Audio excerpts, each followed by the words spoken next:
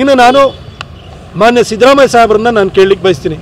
ಸಿದ್ದರಾಮಯ್ಯ ಸಾಹೇಬ್ರೆ, ನೀವೇ ಹಿಂದೊಂದು ಸರಿ 2006ರಲ್ಲಿ ಚಾಮುಂಡೇಶ್ವರಿನಲ್ಲಿ ಬೈ ಎಲೆಕ್ಷನಲ್ಲಿ ಗೆದ್ದಾದ್ಮೇಲೆ ನನಗೆ ಸತ್ತವ್ರು ಬಂದು ಓಟ್ ಹಾಕಿದಾರಪ್ಪ ಅಂತೇಳಿ ಫುಲ್ಲು ಭಾಳ ಖುಷಿಯಿಂದ 250 ಓಟಲ್ಲಿ ಗೆದ್ದು ಕೂಡಲೇ ಹೇಳ್ಕೊಳ್ತಿದ್ರಲ್ಲ.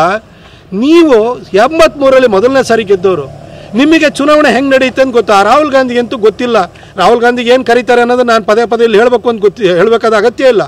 ಆದರೆ ನೀವು ಚಾಮುಂಡೇಶ್ವರಿ ಚುನಾವಣೆಯಲ್ಲಿ ಹುಂಡಿನಲ್ಲಿ ಸಾಲಾಗಿ 400 ಓಟ್ ಇದ್ರೆ 400 ಓಟು ನಿಮಗೆ ಬೀಳೋಲ್ಲ ಸರ್. ಹೆಂಗೆ ಮ್ಯಾಜಿಕ್ ಮಾಡಿದ್ರಿ? ಪೀಟರ್ ಅಂತೇಳಿ ಹೇಳಿ ಒಬ್ಬ ಚುನಾವಣಾಧಿಕಾರಿನ ಕೇಂದ್ರದಿಂದ ಹಾಕಿಸ್ಕೊಂಡು ಬಂದು ನೀವೇ ಅಲ್ಲಿ ಎಲ್ಲ ಕಸರತ್ತನ್ನು ಮಾಡಿ ಗೆದ್ದಂಥವ್ರು ನೀವು, ನಿಮಗೆ ಗೊತ್ತಿದೆ. ಇನ್ನು ನಿಮ್ಮ ಶಿಷ್ಯ ಮಾದೇವಪ್ಪನವರು 2013ರಲ್ಲಿ ಹೆಂಗೆ ಡಿಕ್ಲೇರ್ ಆಗಿರೋ ರಿಸಲ್ಟನ್ನೇ ಹೆಂಗೆ ಉಲ್ಟಾ ಪಲ್ಟಾ ಮಾಡಿದ್ರು ಅದನ್ನು ನಾವು ನೋಡಿದ್ದೀವಿ. ಈ ರೀತಿ ಅಕ್ರಮ ಮಾಡೋಂಥದ್ದು ನಿಮಗೆ ಜನ್ಮದತ್ತವಾಗಿ ಬಂದುಬಿಟ್ಟಿದೆ ಸರ್.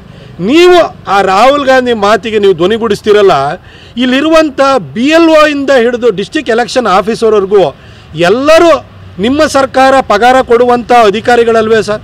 ಅವ್ರನ್ನ ಏನಾದರೂ ಮ್ಯಾನಿಪುಲೇಟ್ ಮಾಡೋದಿದ್ರೆ ಅದನ್ನು ನೀವು ಮಾಡಬೇಕೇ ಹೊರತು ಅಧಿಕಾರದಲ್ಲಿ ಇಲ್ದಲೇ ಇರುವಂತಹ BJP ಮಾಡ್ಲಿಕ್ಕೆ ಆಗ್ತೈತಾ ಕರ್ನಾಟಕ ರಾಜ್ಯದಲ್ಲಿ?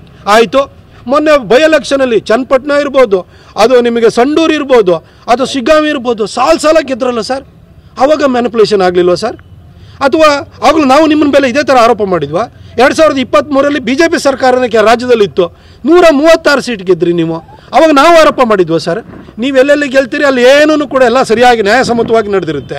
ನೀವು ಗೆಲ್ಲಿಲ್ಲ, ಸೋತಾದ ಕೂಡಲೇ ನೀವು ಬರ್ತೀರಿ. ನೀವು ಸರ್ 2013ರಲ್ಲೂ ನೀವು ಮುಖ್ಯಮಂತ್ರಿ ಆಗಿದ್ದಿರಿ. 2014ರ ಚುನಾವಣೆಯಲ್ಲೂ ಕೂಡ ಕರ್ನಾಟಕ ಜನ BJPಗೆ 17 ಸೀಟ್ ಕೊಟ್ಟಿದ್ರು ಸರ್. ಅವತ್ತು ನೀವು ಮುಖ್ಯಮಂತ್ರಿ ಆಗಿದ್ದರು. ನಿಮ್ಮನ್ನು ರಾಜ್ಯಕ್ಕೆ ಮುಖ್ಯಮಂತ್ರಿ ಆಗಿ ಜನ ಚುನಾವಣೆ ನಿಮ್ಮನ್ನು ಆಯ್ಕೆ ಮಾಡಿದಂಥ ಜನನೇ ದೇಶಕ್ಕೆ ಮೋದಿ ಬೇಕು ಅಂತ 17 ಸೀಟ್ ಕೊಟ್ಟಿದ್ರು. 2019ರಲ್ಲಿ 25 ಸೀಟ್ ಕೊಟ್ಟರು. ಆವಾಗ ನೀವು JDS ಜೊತೆಗೆ ಸರ್ಕಾರವನ್ನು ಮಾಡಿದ್ರಿ ನೀವು. ಈಗ 2024ರಲ್ಲಿ ಮತ್ತೆ ನೀವೇ ಬಂದಿದ್ದೀವಿ. ಆಗ 19 ಸೀಟು BJP ಮತ್ತು JDSಗೆ ಕೊಟ್ಟಿದ್ದಾರೆ. ಇಷ್ಟು ಗೊತ್ತಿದ್ರೂ ಕೂಡ ನೀವು ರಾಹುಲ್ ಗಾಂಧಿ ಥರ ಮಾತಾಡ್ತಿರಲ್ಲ ಸರ್.